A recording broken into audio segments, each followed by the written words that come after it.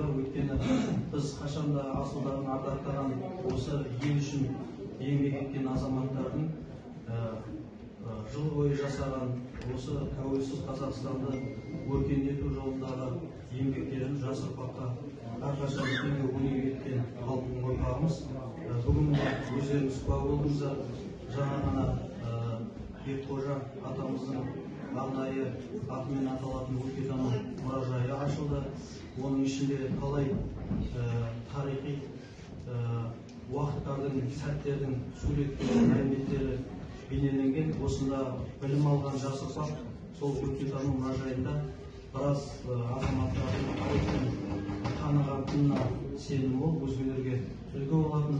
Енді Бекқожа ағамыз туралы жаңа өмірбаянынан білесіздер, оны мен айту артық болады деп ойлаймын. Өйткені біздің де қызметке араласып жүргеніміз кеше. Менің білетінім қарапайым ғана балықшы болып еңбек жолын бастап, өзінің адал еңбегімен, маңдай терімен, іскерлігімен есепші, бригадир, фирманың бас техник, фирма меңгеруші қызметтерін абыроймен атқарып, жаңа ғана көріністе көргендей осы елдің мүддесіне халыққа қызмет еткен азамат ретінде бейнелеуге болады.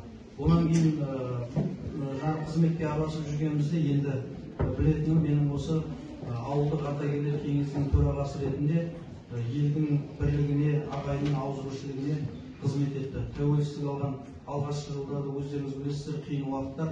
Сол уақыттарда елді бірлікке шақырып, үкіметке шақырып, осы ауызбіршілікке шақыру жолында Бекқожа ағамыздың сіңірген еңбегі орасан.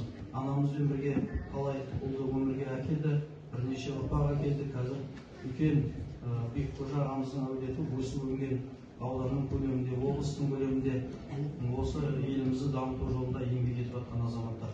Сондықтан ешқашан азаматтың елге сіңірген еңбегі ешқашан өшпейді деп ойлаймын. Қайта уақыт өткен сайын жаңғырып, біздің азаматтарымызға үлгі бола береді. Онан кейін өздеріңіздің орталарыңызда отырған Құттыбай ағамызды